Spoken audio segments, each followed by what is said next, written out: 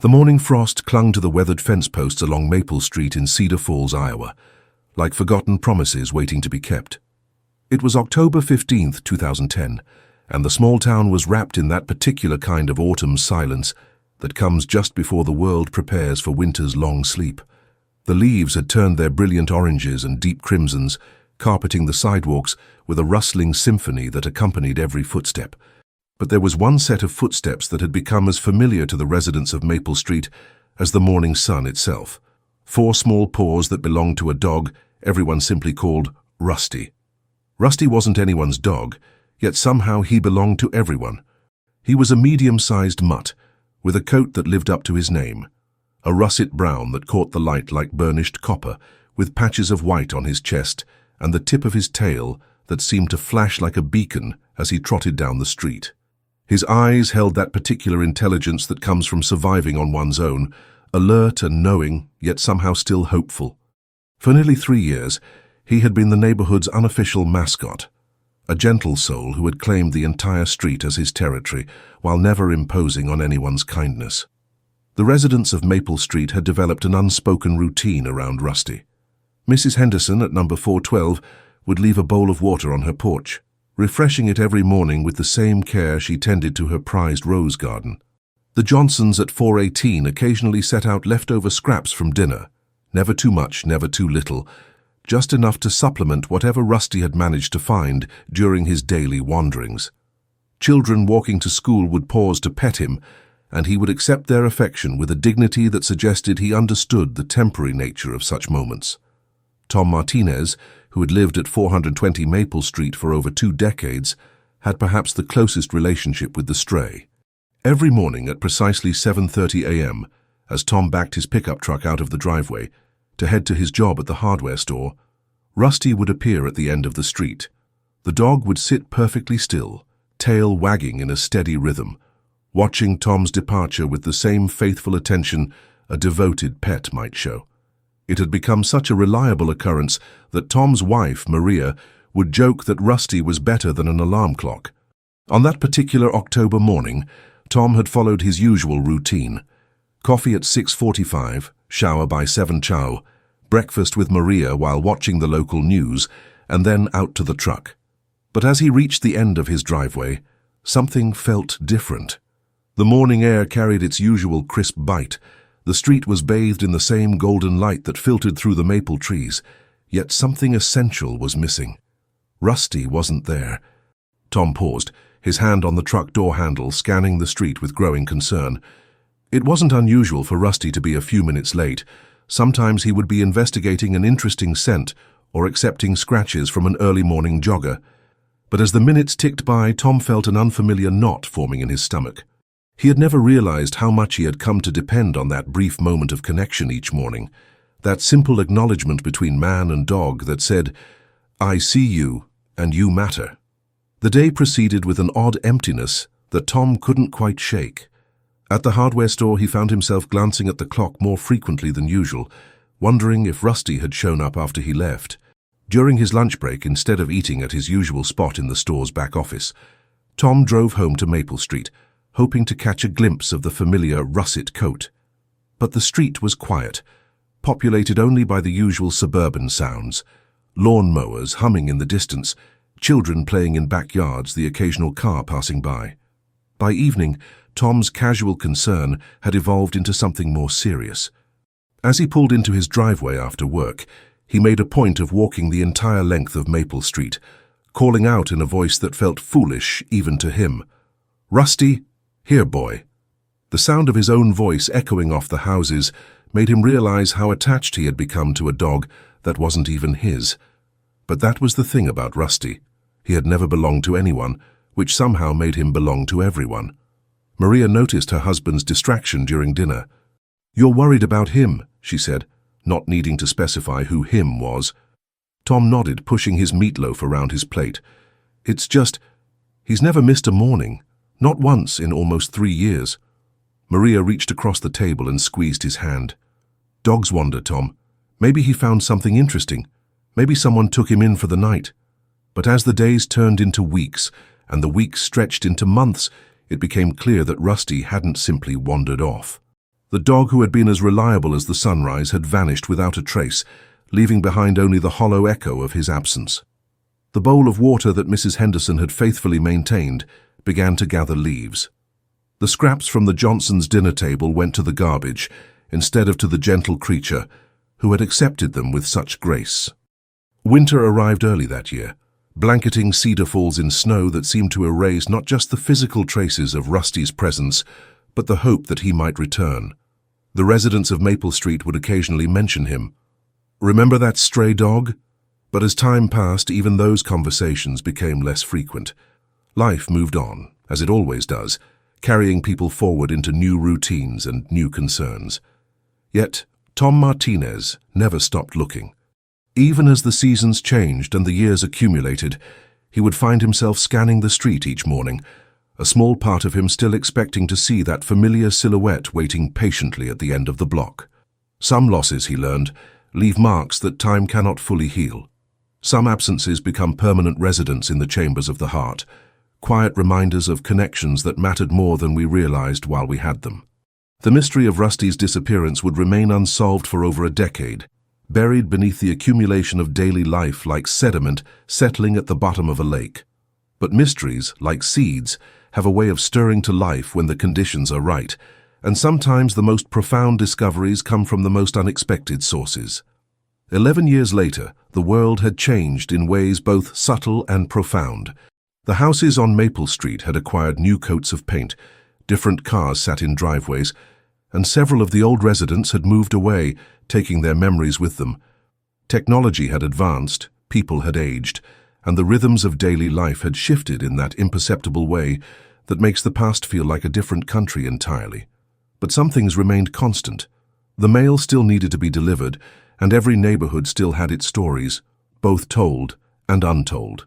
Sarah Chen had been delivering mail for the United States Postal Service for 15 years, but she was new to this particular route in Cedar Falls. At 38, she had developed the steady, observant nature that comes from years of walking the same streets, noticing the small details that others might miss. A mail carrier, she had learned, becomes an inadvertent chronicler of human life, witnessing marriages through invitation deliveries, noting the arrival of medical bills that suggested illness, observing the gradual accumulation of promotional materials that indicated an elderly resident who could no longer sort through their mail. It was a Tuesday morning in late September 2021 when Sarah first walked down Maple Street. The autumn air held that same crisp quality it had 11 years earlier, though the trees had grown taller and the neighborhood had settled into a more mature version of itself. She carried her leather satchel with the practiced ease of someone who had mastered the art of efficient movement, her eyes automatically cataloging house numbers, noting which mailboxes needed attention, and observing the general character of the street. The neighborhood struck her as peaceful in that particular American way, well-maintained lawns, modest but cared-for houses, the kind of place where people knew each other's names and borrowed cups of sugar when needed. She had delivered mail in rougher areas, places where tension crackled in the air like static electricity, and she had worked in wealthy neighborhoods where the houses stood like fortresses, isolated behind gates and sprawling lawns. Maple Street felt different, lived in, comfortable, the kind of place where stories accumulated naturally over time. If stories like this move you, you might want to subscribe. We share tales of unexpected discoveries and human connections every day. Sarah's methodical approach to her new route meant she noticed things that others might overlook. At 412 Maple Street, she observed that Mrs. Henderson, whose name she learned from the carefully labeled mailbox, had a habit of maintaining an unusually clean porch, as if she were constantly preparing for visitors. The house at 418 had children's bikes in the driveway, though the handlebars were positioned at slightly different angles each day, suggesting active use. At 420, she noted that a man in his 50s would occasionally appear at the window around the time she delivered mail, offering a friendly wave that she returned with professional courtesy. It was during her third week on the route that Sarah first noticed something unusual. She had developed a rhythm by then, understanding the particular quirks of each address, who received heavy packages, who got mostly bills, who seemed to order extensively from catalogs. But as she walked past 426 Maple Street, a house that sat slightly apart from the others, surrounded by a fence that had seen better days, she detected something that made her pause. The smell was faint, but unmistakable. A metallic, organic odor that seemed to drift from the direction of the house. Sarah had grown up in rural Minnesota, where her grandfather had been a farmer, and she recognized the scent of blood. It wasn't overwhelming, not the kind of smell that would cause immediate alarm, but it was persistent enough to catch her attention. She stood for a moment, testing the air, trying to determine if she was imagining things. The house at 426 looked unremarkable from the street, a single-story structure with faded siding and windows that seemed to stare blankly at the world. The yard was unkempt, not in the way that suggested neglect, but in the way that indicated the residents had more pressing concerns than lawn care. A chain-link fence surrounded the property, and through the gaps, Sarah could see what appeared to be a workshop or garage in the backyard.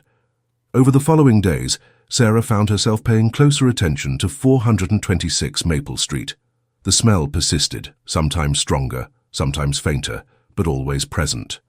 She began to notice other details, the way the curtains in the front window never seemed to move, the fact that she had never seen anyone enter or leave the property, the odd assortment of items scattered around the backyard that she could glimpse through the fence. As a mail carrier, Sarah had learned to balance curiosity with discretion. Part of her job involved being observant enough to notice when something might be wrong. An accumulation of mail that suggested illness or absence, signs of distress that might require a welfare check. But she also understood the importance of respecting people's privacy, of not making assumptions based on limited information. The residents of 426 Maple Street received mail irregularly, mostly bills and what appeared to be government correspondence. The names on the envelopes were Robert and Linda Hartwell, though Sarah had never seen either of them. The mailbox was positioned at the end of the driveway, well away from the house, which meant she had no reason to approach the property closely. But each day as she walked past, that metallic smell seemed to beckon her attention like a whisper she couldn't quite ignore. It was during her 4th week on the route that Sarah encountered Tom Martinez.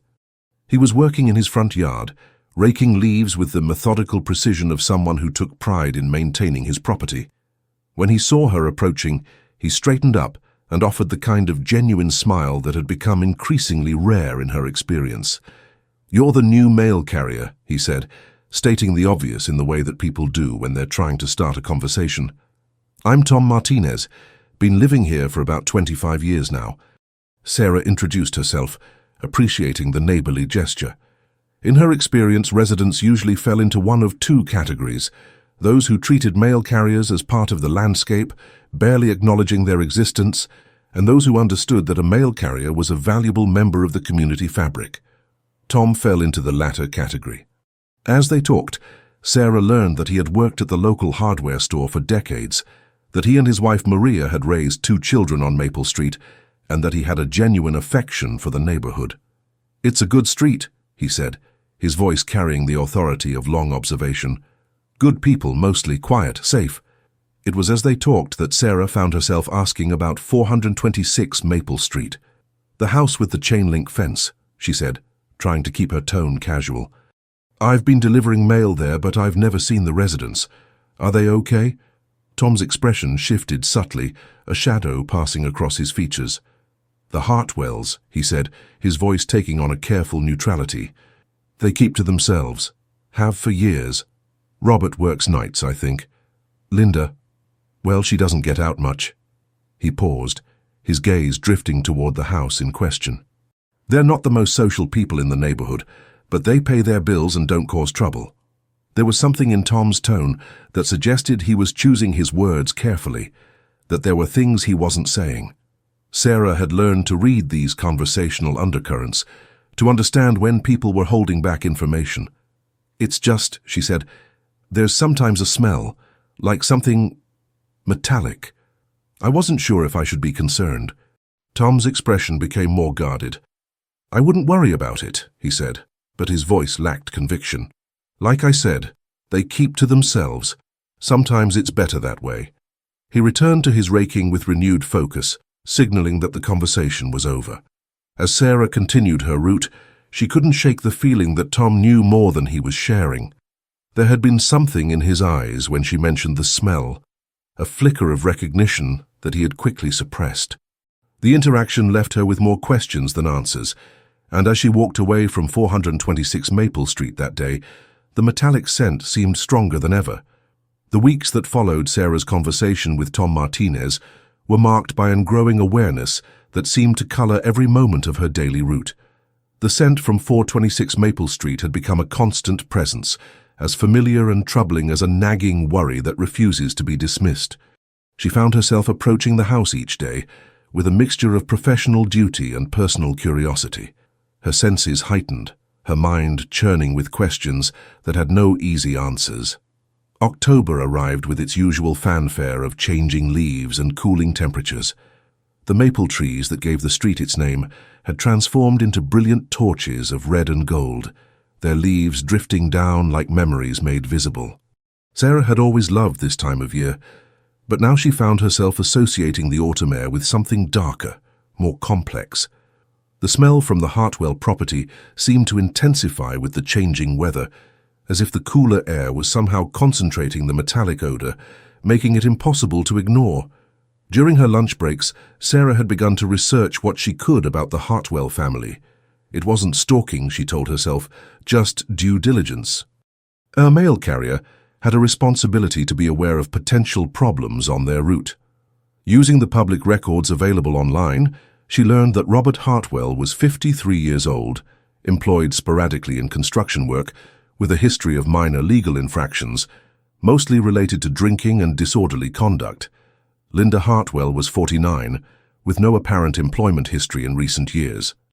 They had lived at 426 Maple Street for almost 8 years, having moved there from a smaller town about an hour away. What struck Sarah most about the records was what they didn't contain. There were no marriage announcements, no social media presence, no participation in community events. The Hartwells existed in the public record as a series of addresses and legal documents, but they seemed to have left no trace of actual living. It was as if they had deliberately chosen to become invisible, to pass through the world without leaving footprints. The mystery deepened when Sarah began to pay attention to the mail delivery patterns. Most of the correspondence addressed to the Hartwells consisted of bills and official notices, but there were also occasional packages, small boxes that arrived via priority mail, always addressed to Robert, always requiring a signature. Sarah had attempted to deliver these packages directly to the house, but no one ever answered the door, forcing her to leave delivery notices that were never picked up. Eventually, the packages would be returned to sender, adding another layer to the growing sense that something was not right at 426 Maple Street. It was during one of these delivery attempts that Sarah first heard the sound. She had walked up to the front door, package in hand, and knocked with the standard 3 sharp raps that postal workers use to announce their presence. As she waited for a response, she became aware of a noise coming from somewhere behind the house, a low, continuous whimpering that seemed to ebb and flow like a tide of distress. The sound was unmistakably canine, but it carried a quality that made Sarah's chest tighten with concern. It wasn't the normal barking or whining that she heard from dogs throughout her route. This was something else, a sound that spoke of suffering, of an animal in chronic distress.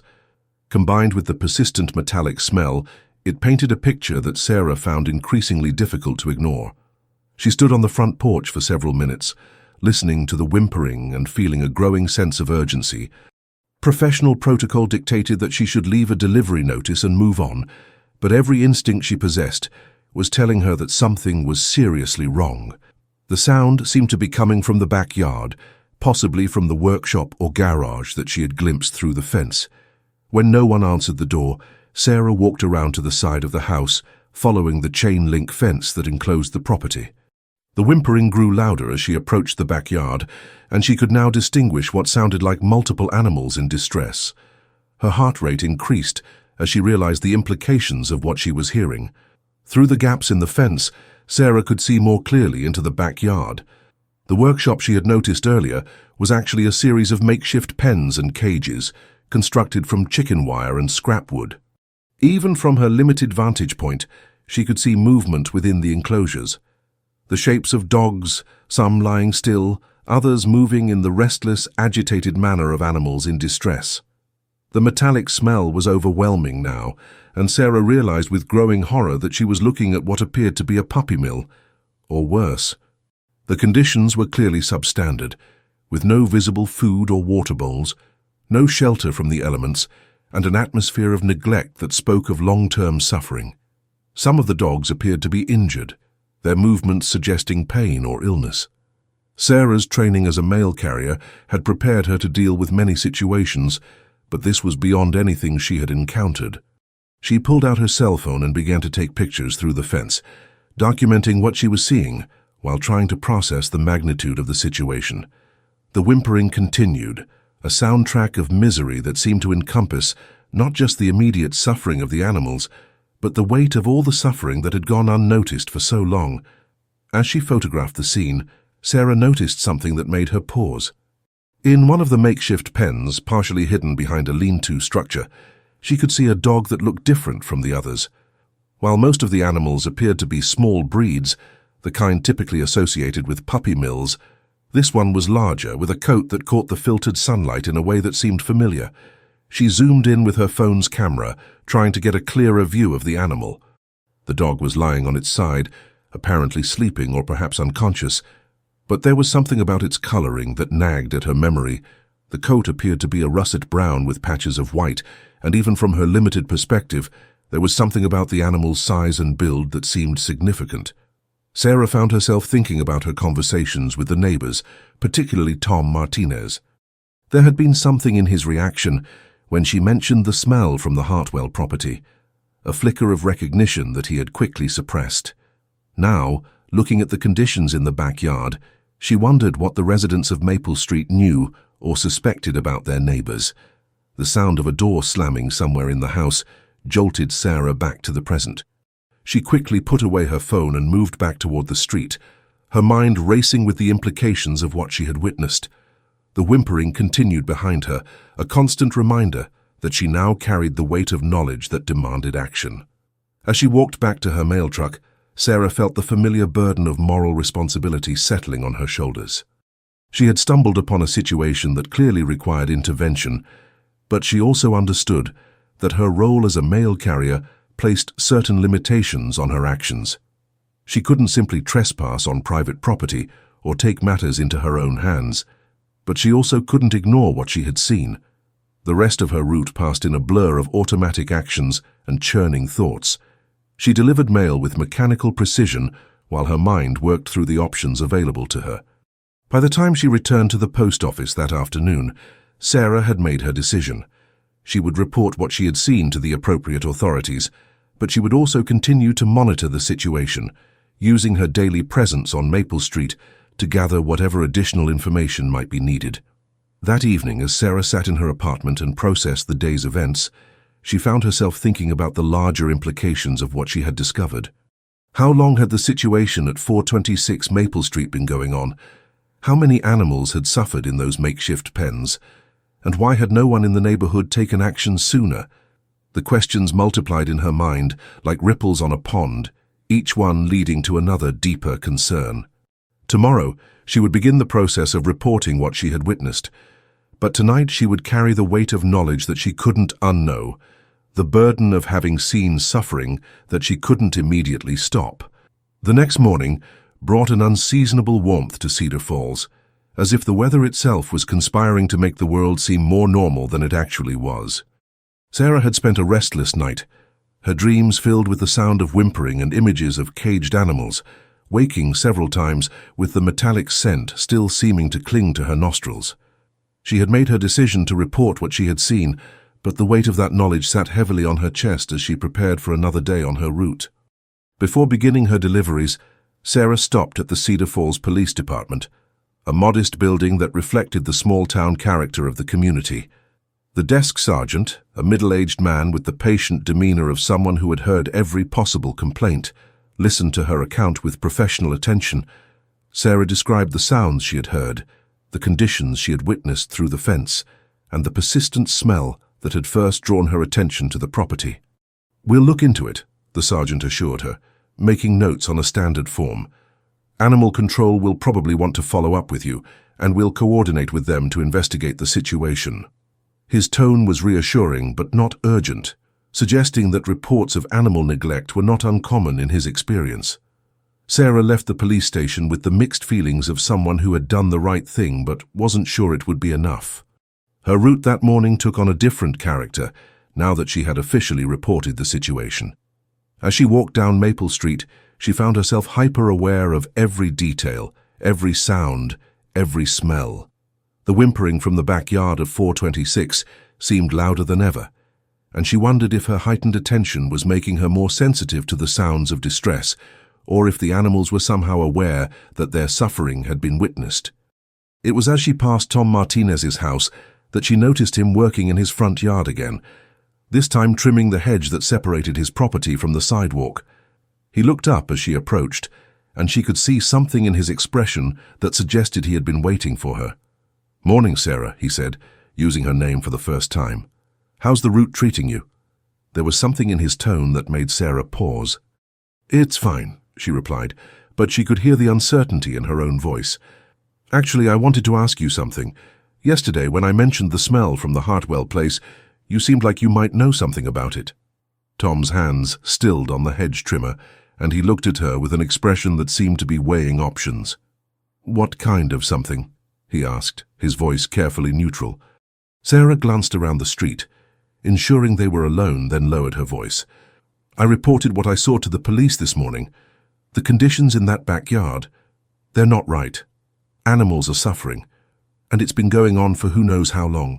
She paused, studying his face. "I get the feeling that people in this neighborhood might know more than they're saying." Tom set down the hedge trimmer and looked directly at her for the first time in their conversation. "You called the police?" he asked, and Sarah could hear something that might have been relief in his voice. "I had to," she said. "I'm a mail carrier, but I'm also a human being. I can't just ignore what I saw." She waited for his response, sensing that he was struggling with some internal conflict. Tom looked up and down the street, then motioned for her to follow him to a more private spot beside his garage. "There's something you should know," he said, his voice dropping to just above a whisper. "Something that might be connected to what you've been seeing at the Hartwell place." Sarah felt her pulse quicken. "What kind of something?" 11 years ago, Tom began, his eyes focusing on some distant point beyond her shoulder, there was a stray dog that lived on this street. Everyone knew him. Rusty, we called him. He was a good dog, gentle, friendly. He'd been around for years, kind of a neighborhood mascot. Tom's voice carried the weight of old affection mixed with unresolved grief. "What happened to him?" Sarah asked, though she was beginning to suspect where this story was heading. "He disappeared," Tom said simply. "October 15th, 2010. I remember the date because Rusty had this routine. He'd wait for me at the end of the street every morning when I left for work. He never missed a day, not once in almost 3 years. But that morning he wasn't there, and he never came back." Sarah felt a chill that had nothing to do with the weather. "You think the Hartwells took him?" Tom's expression was pained. "I don't know for sure. But the timing was suspicious. They moved in about 6 months before Rusty disappeared, and there were signs. Nothing definitive, but enough to make me wonder." He paused, his hands clenching and unclenching at his sides. "The smell you mentioned, I've been noticing it for years. And sometimes at night you can hear dogs barking back there. Not happy barking, but distressed." "Why didn't you report it?" Sarah asked, trying to keep judgment out of her voice. Tom's shoulders sagged slightly. "I tried once, about 5 years ago, called Animal Control, told them what I suspected. They said they'd look into it, but nothing came of it. Said they couldn't investigate without more concrete evidence." He looked at her with eyes that held years of frustration. "You have to understand, Robert Hartwell isn't someone you want to cross. He's got a temper and he's not above making life difficult for people who cause him problems." The implications of what Tom was telling her began to sink in. "So, the whole neighborhood has just been living with this?" "Not the whole neighborhood," Tom said quickly. "A lot of people don't know, or they've convinced themselves it's not as bad as it seems. But those of us who've been here long enough, who remember Rusty—" He trailed off, unable to finish the sentence. Sarah felt a surge of anger, not at Tom, but at the situation that had allowed suffering to continue for so long. "Tell me about Rusty," she said. What did he look like? Tom's face softened as he recalled the memory. He was a beautiful dog, medium-sized, with a coat that was this amazing russet color, like autumn leaves. He had white markings on his chest and the tip of his tail. Smart eyes, you know, the kind of dog that seemed to understand everything that was going on around him. He paused, lost in the memory. He trusted people. That was his weakness, I suppose. He trusted everyone. As Tom described Rusty, Sarah found herself thinking about the larger dog she had glimpsed in the backyard of 426 Maple Street. The coloring he described matched what she had seen, and while she couldn't be certain, the timing and circumstances created a picture that was too disturbing to ignore. "There's something else," Tom said, his voice becoming even quieter. "After Rusty disappeared, I kept looking for him. I'd drive around town, check the animal shelters, post flyers, but it was like he had just vanished from the face of the earth." He looked directly at Sarah. "The thing is, I think I might have seen him once, about 2 years after he disappeared. I was driving past the Hartwell place, and I glimpsed something in the backyard. Just for a second, but it looked like—" He couldn't finish the sentence, but Sarah understood. The weight of 11 years of suspicion and helplessness was written across his features, and she realized that her decision to report what she had seen had opened a door that had been closed for far too long. "The police are going to investigate," she said, trying to offer some comfort. "If Rusty is back there, if any of those animals are suffering, something will be done about it." Tom nodded, but his expression remained haunted.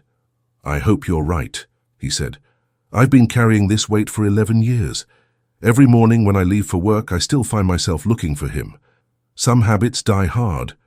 As Sarah continued her route, she carried with her not just the knowledge of what she had witnessed, but the weight of understanding how long the suffering had been going on. The story of Rusty had transformed what she had seen from a simple case of animal neglect into something more personal, more heartbreaking. Somewhere in that backyard, behind the chain-link fence and the makeshift pens, might be the answer to a mystery that had haunted an entire neighborhood for over a decade. The metallic smell seemed stronger than ever as she passed 426 Maple Street, and the whimpering from the backyard took on a new significance. Each sound might be a voice that had been crying out for help for 11 years, unheard and ignored by a system that demanded proof before it would act. But now, finally, someone was listening. The call came on a Thursday morning, just as Sarah was sorting her mail for the day's route. Detective Lisa Valdez of the Cedar Falls Police Department had a voice that carried the authority of someone accustomed to dealing with difficult situations, but there was also a warmth there that suggested genuine concern for the welfare of others. "Ms. Chen, I understand you filed a report about possible animal neglect on Maple Street. I'd like to follow up with you if that's possible." Sarah felt a mixture of relief and anxiety. 3 days had passed since she had reported what she had seen, and she had begun to worry that her concerns would be lost in the bureaucratic machinery of official process. "Of course," she said. "I'm heading out on my route in about an hour. Would you like to meet me there?" "That would be perfect," Detective Valdez replied. "I'm coordinating with Animal Control Officer Jamie Morrison. We'd like to see exactly what you observed, and we'll need your testimony if we decide to seek a warrant." An hour later, Sarah found herself standing on Maple Street beside Detective Valdez, a woman in her early 40s with graying hair and the kind of steady gaze that suggested she had seen enough of the world to understand its capacity for both kindness and cruelty. Jamie Morrison was younger, perhaps in her late 20s, with the enthusiastic energy of someone who had chosen animal welfare as a calling rather than just a career. "Show us what you saw," Detective Valdez said, and Sarah led them to the chain-link fence that surrounded the Hartwell property. The whimpering was audible even from the street, a continuous soundtrack of distress that seemed to have become part of the neighborhood's ambient sound. As they approached the fence, the metallic smell that had first drawn Sarah's attention became overwhelming. Jamie Morrison's expression immediately changed, her professional demeanor shifting to one of barely contained urgency. "That's the smell of infection," she said, her voice tight with concern. "And probably worse." Through the gaps in the fence, Detective Valdez and Officer Morrison could see what Sarah had described in her report. The makeshift pens and cages were clearly visible, along with the shapes of multiple dogs in various states of distress. Some were lying motionless, others were moving restlessly, and all appeared to be suffering from neglect and possible abuse. Jesus, Detective Valdez muttered under her breath. How long has this been going on? Based on what the neighbors have told me, Sarah said, possibly years, maybe as long as 11 years. She recounted her conversation with Tom Martinez, including the story of Rusty's disappearance and the timeline that connected it to the Hartwells' arrival on Maple Street. Officer Morrison was taking photographs through the fence, documenting the conditions they could observe from public property. This is definitely enough for a warrant, she said, her voice carrying the controlled anger of someone who had dedicated her career to protecting animals. The conditions are clearly substandard, and we have reasonable suspicion of criminal neglect. Detective Valdez was already on her phone, speaking to someone about the process of obtaining a search warrant. While she talked, Sarah found herself studying the backyard more carefully, now that she had official support for her concerns. The larger dog she had noticed before was still visible in one of the pens, and in the clearer light of morning, she could see that its coat was indeed the russet color that Tom had described. There, she said, pointing to the pen. That dog there, I think it might be Rusty. Officer Morrison followed her gaze and raised her camera, zooming in on the animal in question. I can't tell from here, she said, but that dog does appear to be in particularly poor condition. We need to get in there as soon as possible. The urgency in her voice was unmistakable, and Sarah realized that what she had stumbled upon was far worse than even she had initially suspected. The professional concern of both officials spoke to the severity of the situation, and she felt a mixture of validation for her decision to report what she had seen and horror at the implications of what they were discovering. Detective Valdez finished her phone call and turned back to them. The warrant should be approved within a few hours, she said. Judge Patterson is familiar with animal welfare cases, and based on what we can document from here, she won't hesitate to sign it. She looked at Sarah with something that might have been gratitude. You did the right thing reporting this. It looks like you may have saved a lot of lives. As they prepared to leave, Sarah found herself reluctant to walk away from the fence. The whimpering continued behind them, and she felt the weight of knowing that animals were suffering just yards away while they waited for legal processes to unfold. How long will it take? She asked. Once you have the warrant, I mean. We'll move as quickly as possible, Officer Morrison assured her. This kind of situation doesn't get better with time. Every hour we wait is another hour of suffering for those animals. She paused, looking back at the property.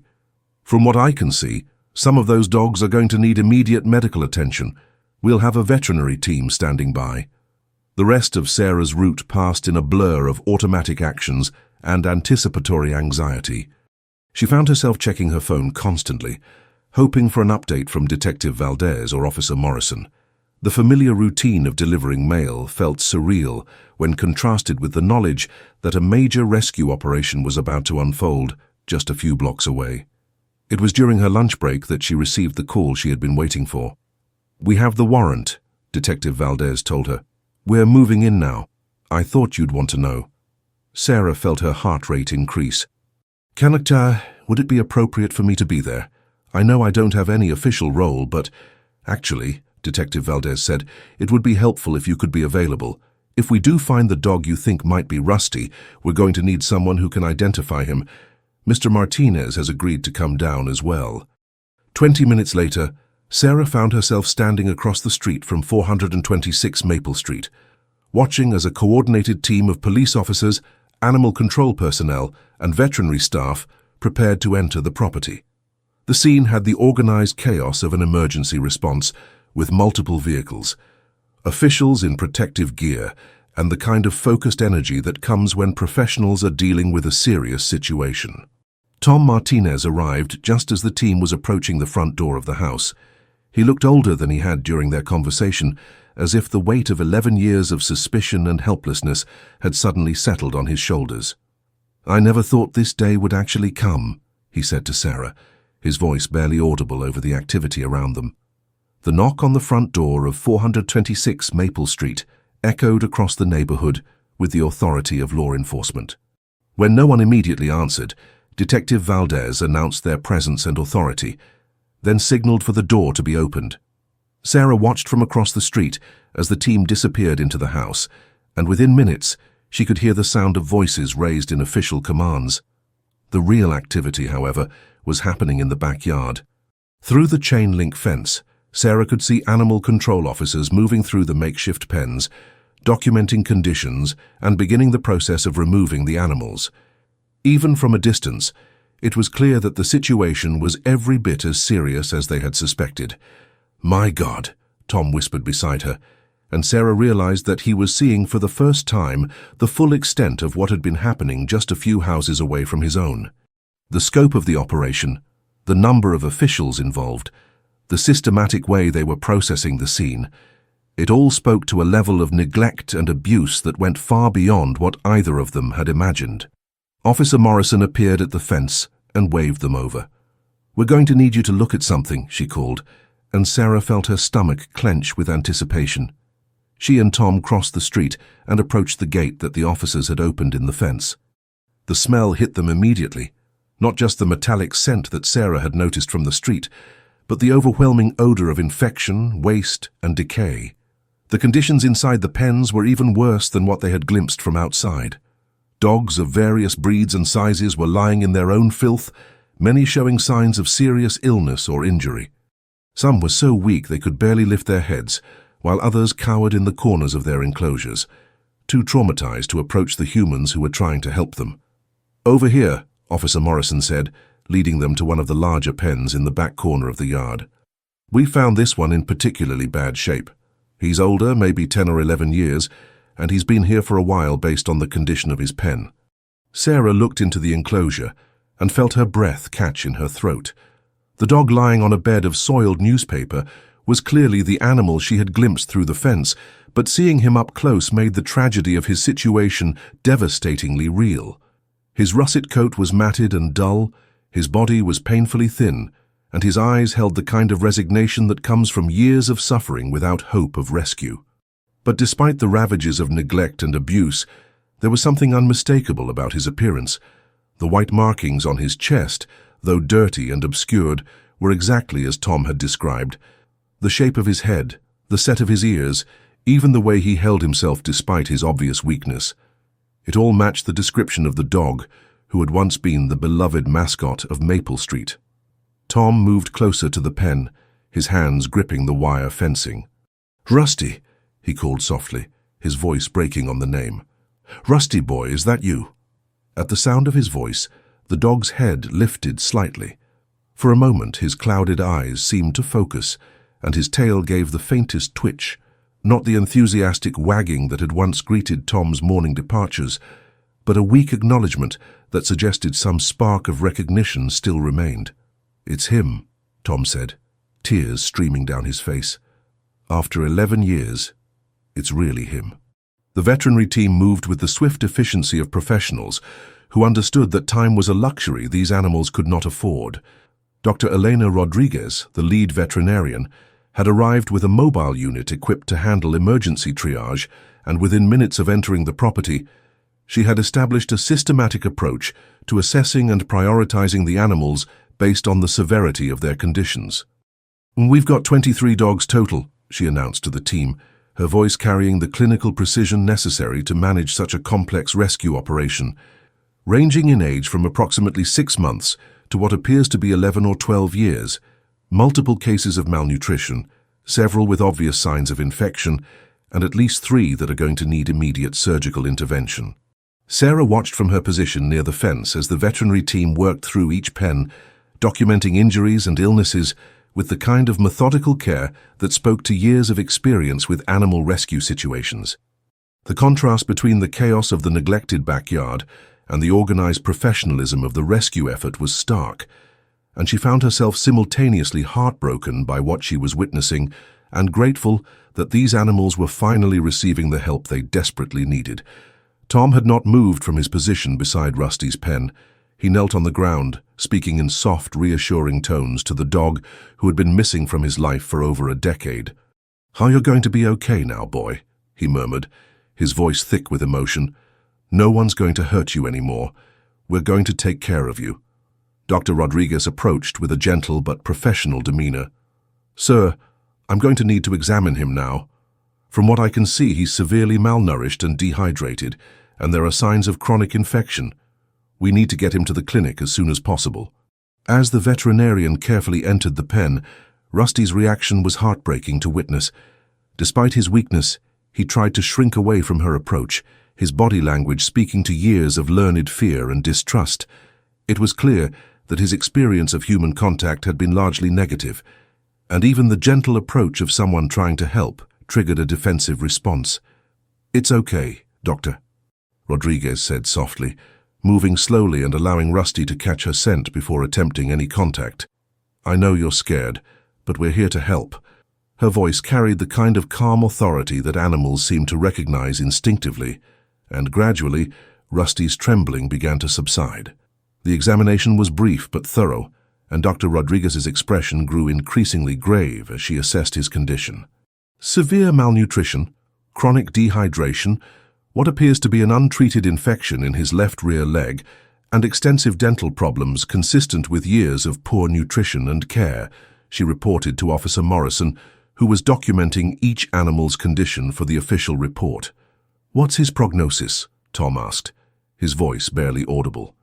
Dr. Rodriguez looked at him with the kind of honest compassion that comes from years of delivering difficult news to people who care about animals. "It's serious," she said. "He's been suffering for a long time and his body has been under severe stress, but he's a fighter. The fact that he survived this long suggests he has a strong will to live. With proper care, nutrition, and medical treatment, there's a good chance he can recover." The process of removing Rusty from the pen required careful coordination. Years of confinement in cramped conditions had left him weak and unsteady on his feet, and the team had to use a specially designed stretcher to transport him safely to the veterinary van. As they lifted him, Sarah could see Tom struggling with the desire to help and the understanding that he needed to let the professionals do their work. Would it be possible for me to visit him?" Tom asked Dr. Rodriguez as they prepared to load Rusty into the vehicle. "I know he's not technically my dog, but we had a connection. Before he disappeared, I mean. Once he's stabilized and we've had a chance to assess his psychological state, I think visits would actually be beneficial," Dr. Rodriguez replied. "Animals remember kindness, even after years of trauma. If you were important to him before, that connection might be crucial to his recovery." As the veterinary van pulled away with Rusty and several other dogs requiring immediate medical attention, Sarah found herself reflecting on the strange chain of events that had led to this moment. A month ago, she had been simply a mail carrier walking a new route, focused on the mundane tasks of delivery and collection. But by paying attention to details that others had ignored or chosen to overlook, by trusting her instincts and taking action when action was needed, she had become instrumental in ending years of suffering.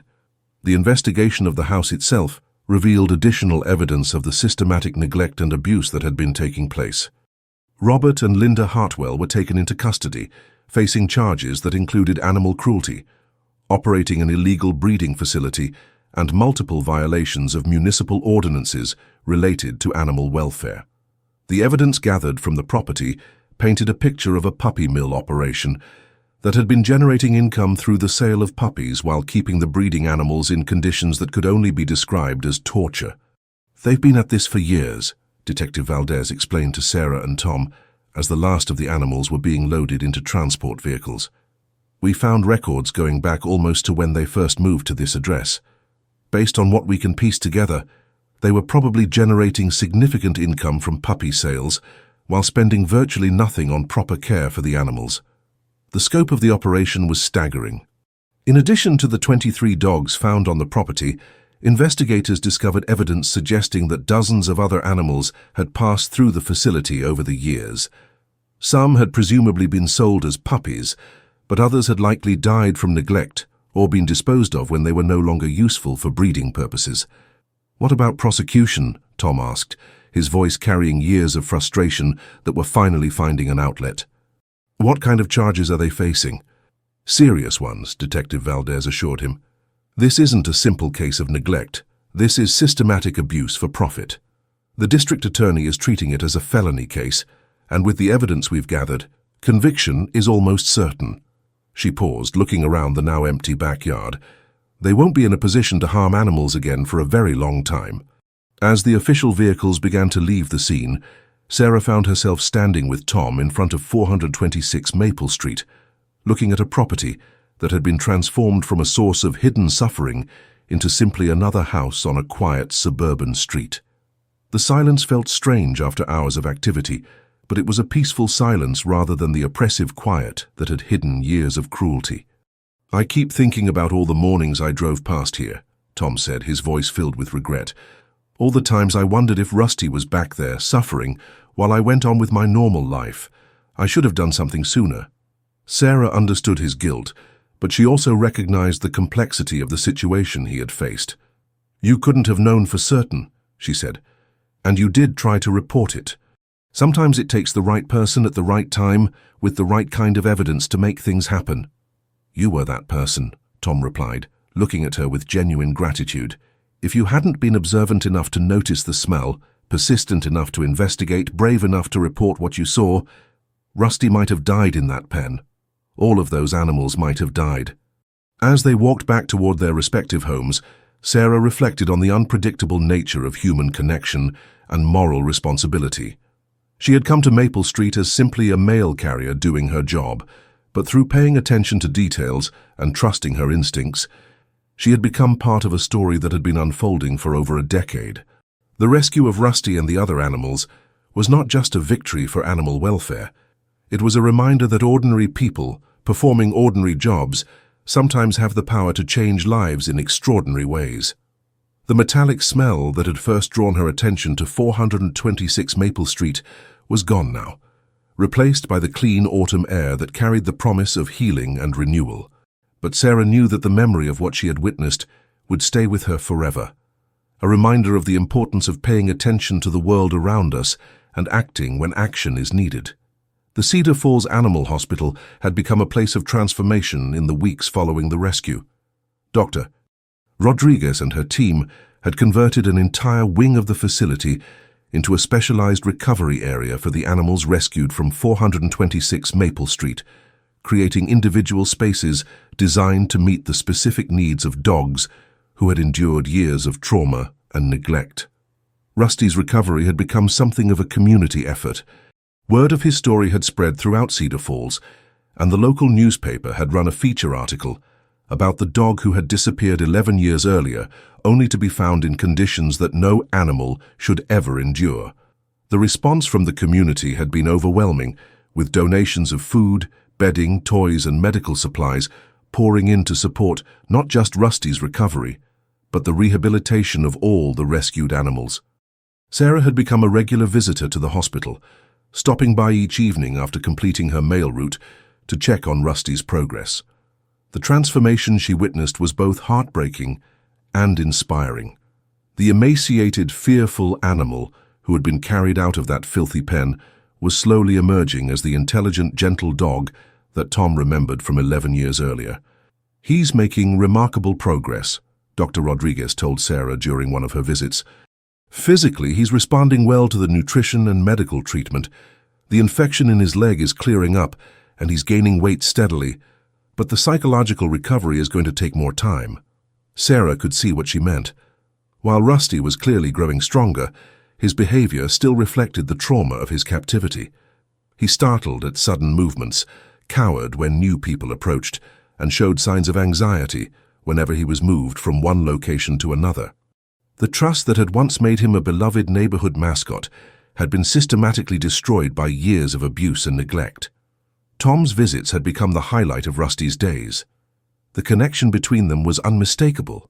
As soon as Tom entered the recovery area, Rusty's entire demeanor would change.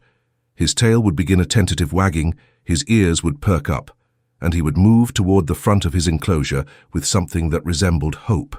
"He remembers you, Doctor," Rodriguez observed during one of Tom's visits. "Even after everything he's been through, that bond you formed 11 years ago is still there. It's actually quite remarkable." The reunion between Tom and Rusty was a gradual process. Years of trauma had made Rusty fearful of physical contact, but Tom's patient presence was slowly rebuilding the trust that had been lost. He would sit quietly beside Rusty's enclosure, speaking in the same gentle tones he had used during their morning encounters all those years ago, allowing the dog to approach at his own pace. "I've been thinking," Tom said to Sarah during one of their coincidental visits to the hospital. "When Rusty is ready to be adopted, I'd like to take him home. Maria and I have talked about it, and we both feel like it's the right thing to do. He was part of our family before, in a way. We'd like him to be part of it again." Sarah felt a warmth spread through her chest at the thought of Rusty returning to Maple Street under such different circumstances. "That would be wonderful," she said. "He belongs with someone who understands his history, who was there before everything went wrong." The legal proceedings against Robert and Linda Hartwell had moved forward with the efficiency that comes when the evidence is overwhelming and the charges are serious. Both had been convicted on multiple counts of animal cruelty and were facing significant prison sentences. The property at 426 Maple Street had been seized by the county and would eventually be sold, with the proceeds going toward restitution for the costs of the rescue and rehabilitation effort. "Justice doesn't undo the suffering," Detective Valdez had told Sarah when the convictions were finalized, "but it sends a message that this kind of cruelty won't be tolerated in our community, and it ensures that they won't be in a position to harm animals again." The other dogs rescued from the property were also making progress in their recovery. Some had been placed in foster homes while they underwent medical treatment and behavioral rehabilitation. Others had already been adopted by families who understood the special needs that come with rescuing traumatized animals. Each success story was a reminder that the intervention Sarah had initiated had saved not just one life, but many.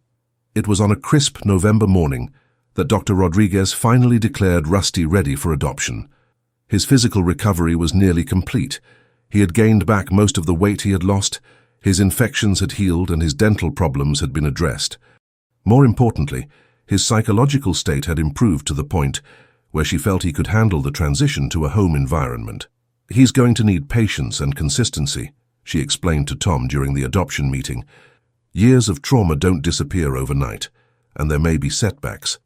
But he's proven he's capable of healing, and I think being in a stable, loving environment will continue that process."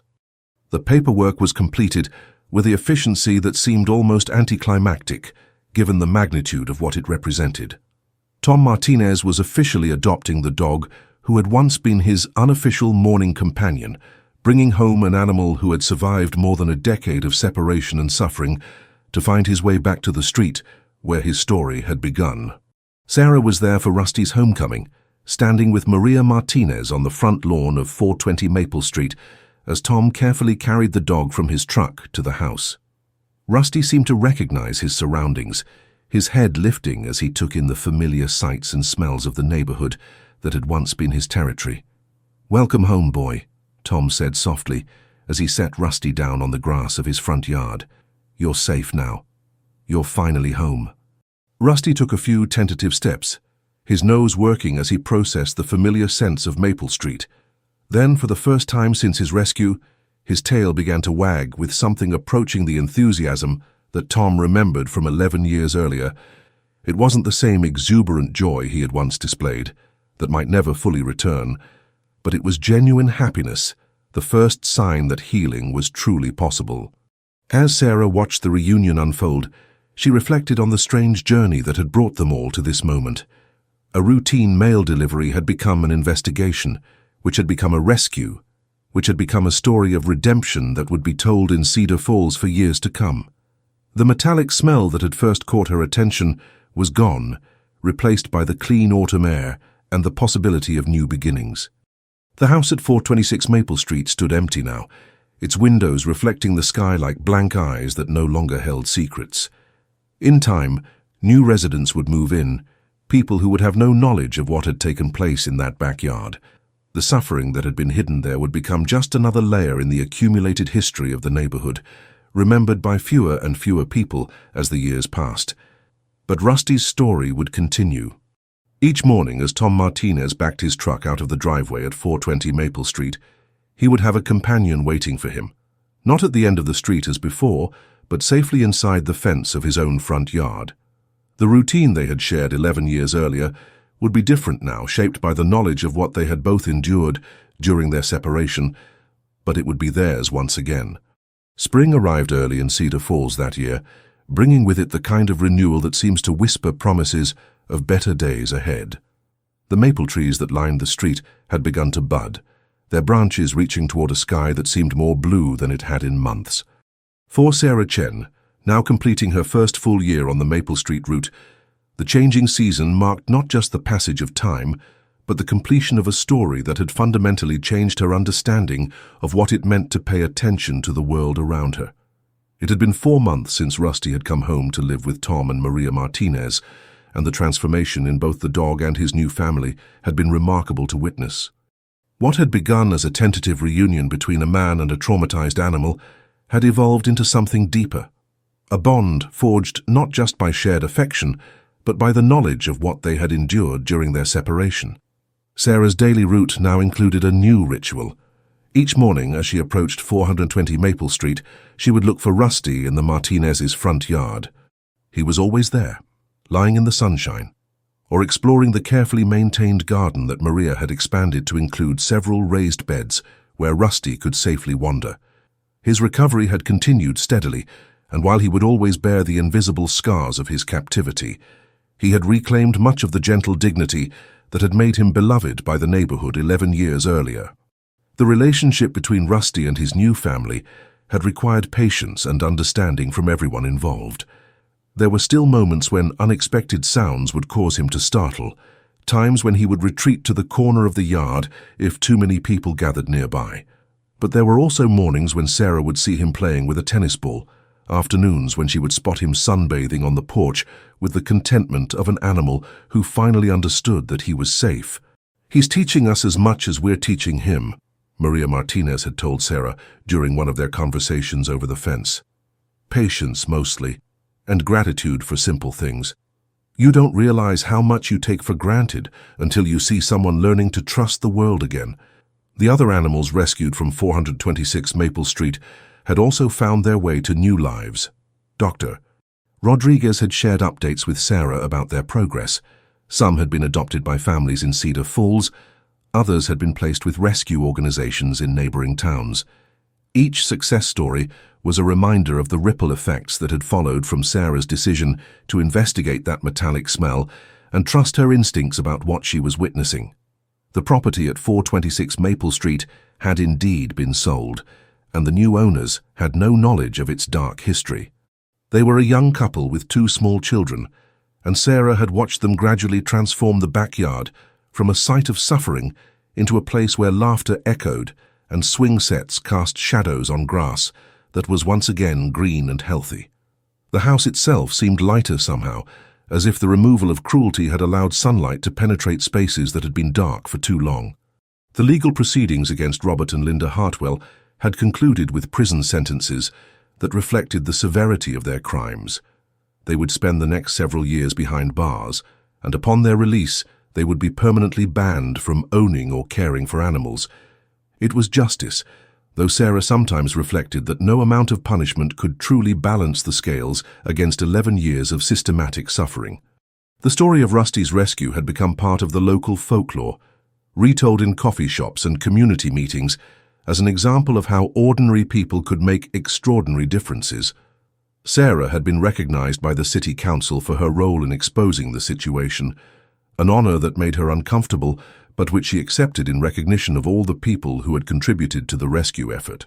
"You showed us that paying attention matters," Mayor Patricia Williams had said during the ceremony. "That being observant and caring about our community can literally save lives. That's a lesson all of us need to remember." But perhaps the most profound impact of the entire experience had been on Sarah herself. Her work as a mail carrier had always been important to her.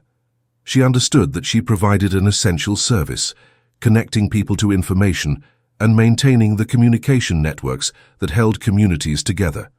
But now she also understood that her daily presence on the streets of Cedar Falls made her a witness, someone whose attention and action could matter in ways she had never anticipated.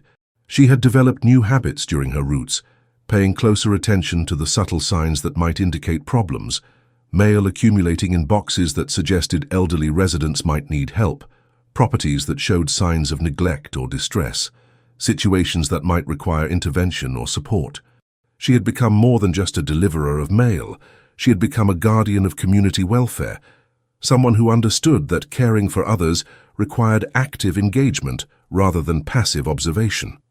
It was on a warm May morning that Sarah witnessed the moment she would later describe as the completion of Rusty's healing journey.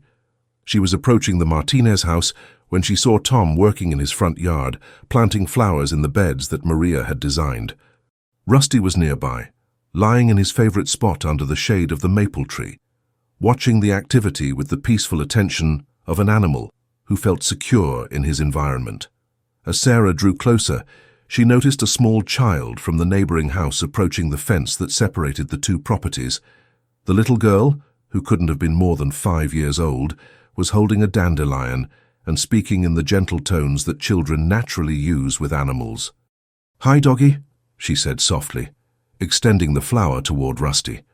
"This is for you." Sarah held her breath, remembering Dr. Rodriguez's warnings about how traumatized animals could react unpredictably to strangers, especially children whose movements and voices might trigger memories of past trauma. But as she watched, Rusty slowly stood and approached the fence, his tail beginning a tentative wag as he caught the scent of the flower. The child carefully pushed the dandelion through the chain-link fence, and Rusty gently took it in his mouth, his eyes meeting the girl's with an expression that held no fear, only curiosity and acceptance. For a moment, the two regarded each other through the fence, the child delighted by the dog's gentle response, Rusty seeming to remember what it felt like to trust a human being completely. "Good doggy," the child said, reaching through the fence to touch Rusty's nose. He allowed the contact, even pressing slightly into her small hand, and Sarah realized she was witnessing something miraculous, the final healing of a spirit that had been broken by cruelty but had found its way back to love. Tom had noticed the interaction and approached with a smile. "His name is Rusty," he told the little girl. "He's a very special dog who has had some hard times, but he's learning to be happy again." "He likes me?" the child said with the absolute certainty that comes from understanding animals speak a language that doesn't require words. "Yes," Tom replied, looking at Rusty with eyes that held years of gratitude. "He likes you very much." As Sarah continued her route that morning, she carried with her the image of that simple interaction. A child offering a flower to a dog, a moment of trust freely given and accepted, a sign that even the deepest wounds could heal when surrounded by patience and love. It was a reminder that the most important victories often happened in small moments, witnessed by few people but carrying the weight of transformation. The story that had begun with a mysterious disappearance and unfolded through years of hidden suffering had found its resolution not in dramatic rescue or sensational justice, but in the quiet restoration of trust between species, in the renewal of bonds that had been broken but not destroyed. Rusty's journey from beloved neighborhood mascot to victim of cruelty to rescued survivor to cherished family member was a testament to the resilience of the spirit and the power of human compassion to heal even the deepest wounds. As she walked away from Maple Street that morning, Sarah reflected on the lessons she had learned from her unlikely role in this story. She had discovered that ordinary people performing ordinary jobs sometimes have the power to change lives in extraordinary ways. She had learned that paying attention to details others might miss could literally save lives. Most importantly, she had understood that caring for our communities requires not just good intentions, but active engagement and the courage to act when action is needed. The metallic smell that had first drawn her attention to 426 Maple Street was now just a memory, replaced by the clean scent of spring flowers and new grass. The whimpering that had haunted her dreams was gone, replaced by the sounds of children playing and dogs barking with joy rather than distress. The neighborhood had healed, as neighborhoods do when their residents choose to look out for one another. And every morning as she began her route down Maple Street, Sarah would see Rusty waiting in his front yard, not for her, but for the simple pleasure of watching the world wake up around him. His presence was a daily reminder that even the darkest stories could find their way to light, that even the most broken spirits could learn to trust again, and that sometimes the most important thing any of us can do is simply pay attention to the world around us and act with courage when courage is required. The story of the stray dog who vanished in 2010 and was found 11 years later had become a story of redemption, healing, and the enduring power of love to overcome even the cruelest circumstances.